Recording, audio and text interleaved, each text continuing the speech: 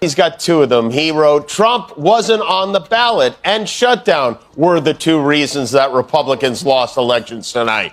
Now, if Republicans had won and he wasn't on the ballot, would he take credit for that? Oh, yes, he definitely would. But in defiance of the Constitution, you know, he's selling things from the office. He's taking money and gifts from other countries. The emoluments clause. He's breaking every law and every rule. There are ordinary celebrity arguments, and then there are Donald Trump feuds. And when it comes to the longest, loudest, and most publicly exposed unraveling of Trump's carefully crafted image, nothing compares to what Rosie O'Donnell and Jimmy Kimmel have done to him over nearly 2 decades. This isn't just about late-night jokes or sharp one-liners. It's about two entertainers who saw through Trump's persona early, called out his lies, hypocrisy, and controlling behavior on live television, and never backed down. And for that, Trump has never forgiven them.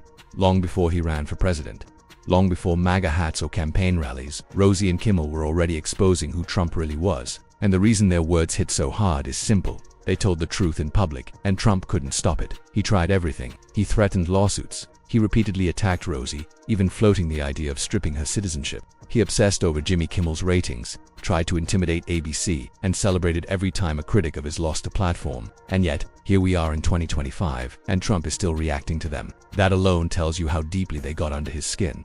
This all started back in December 2006, when Trump was still mainly known as a reality TV personality and real estate mogul. That year, Miss USA winner Tara Conner was caught in multiple scandals involving drugs, drinking, and breaking pageant rules. Trump, who owned the Miss USA organization at the time, held a very public press conference announcing he was giving her a second chance.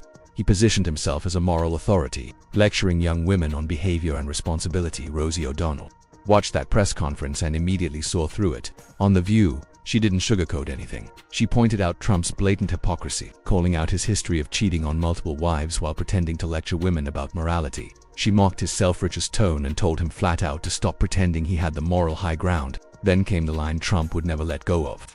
Rosie called him a snake oil salesman and reminded viewers that he was not self-made. He inherited his money from his father. That single truth hit harder than any insult ever could. Trump completely lost it. He went public, threatening to sue Rosie, calling her out of control, mocking her appearance, and turning her into a personal obsession. Rosie later said it felt as if she had committed some unforgivable crime simply by telling the truth about him. From that moment on, Trump used her name as a punching bag anytime he felt attacked, including years later during presidential debates, when he brought her up unprompted. That was the beginning of a war that never really ended just weeks later. In January 2007, Trump appeared on Jimmy Kimmel Live. The timing was perfect, and Kimmel knew it. He leaned into the feud, openly joking about Rosie O'Donnell, fully aware it would push Trump's buttons. Trump took the bait instantly, calling Rosie disgusting and continuing his tirade while Kimmel laughed and roasted him to his face.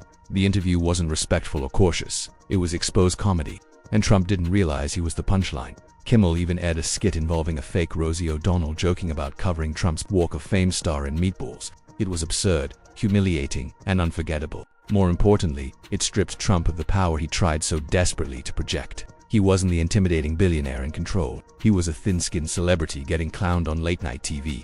From there, Trump doubled down instead of backing off. Over the years, he attacked both Rosie and Kimmel relentlessly on social media. He repeatedly floated the idea of having Rosie's citizenship revoked. He attempted to pressure broadcasters and leaned on government agencies to intimidate networks that allowed criticism of him. He openly celebrated when comedians or journalists lost their platforms, especially if they criticized him, but none of it worked. Rosie moved to Ireland but never stopped speaking out.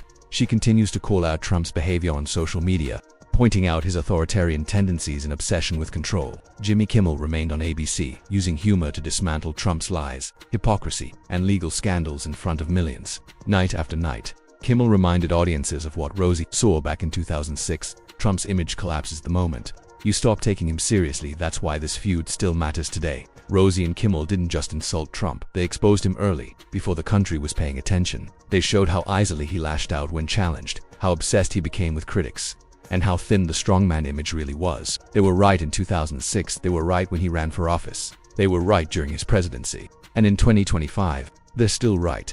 Trump has never recovered from being laughed at by people who refuse to fear him, and that may be the most lasting damage of all.